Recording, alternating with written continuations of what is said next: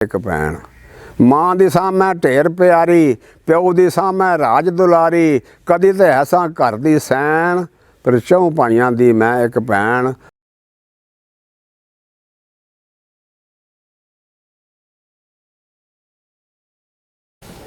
बिस्मिल्लाहिर्रहमानिर्रहीम। मेरे सुनने वाले भरावां अगे एक गुजारिश है, एक रिक्वेस्ट है कि पंजाब पोल्ट्री क्लब चैनल भी साडा ही चैनल है, पंजाब पोल्ट्री क्लब, उस चैनल में भी सबसक्राइब करो तो बैल आइकान के बटन में भी दबाओ। मैं तुहाडा बड़ा मशकूर होवांगा। रहमान रहीम। एक भैन फरियाद करती है, आंदी है चौं भाइयां दी मैं एक भैन, फिर भी मेरी खबर न लैन। चौं भाइयां दी मैं एक भैन, फिर भी मेरी खबर न लैन। पल्ले मेरे ज़र भी कोई नहीं, हुण ते अपना घर भी कोई नहीं।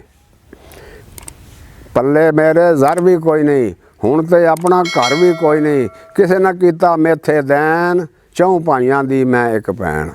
मां दी सामै ढेर प्यारी, प्यो दी सामै राज दुलारी, कदी ते ऐसा घर दी सैन, पर चौं भाइयां दी मैं एक भैन, पर आन के मेरी खबर न लैन।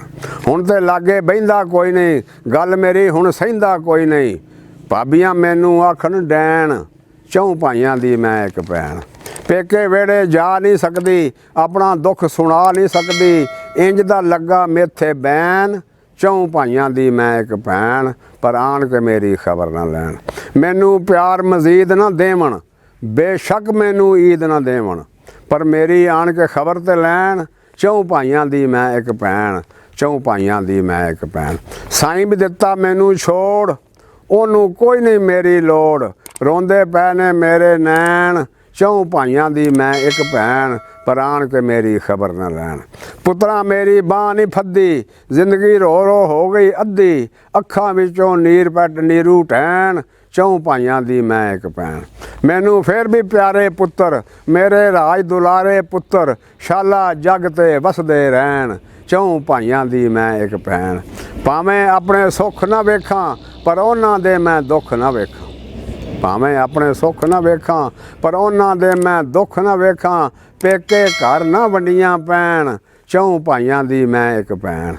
वो पेके घर न वंडियां पैण, चौं भाइयां दी मैं एक भैन। 100 वारी सदके जावां, सीने ला के शुक्र मनावां, ओ मेरे चार भरा ते हैन, चौं भाइयां दी मैं एक भैन, चौं भाइयां दी मैं एक भैन। सारे घर दी मैं हाँ नौकर, धम्मी उठ के देवां बौकर, आया कोई ना सुख न चैन, चौं भाइयां दी मैं एक भैन, फिर भी मेरी खबर न लैन। औखा ढेर गुजारा मेरा, अजबे चांद सतारा मेरा, कदी ते हैसा मैं चुदरैन, चौं भाइयां दी मैं एक भैन, मेरी आन के खबर न लैन। अस्सलामु अलैकुम वरहमतुल्लाहि व बरकातहू।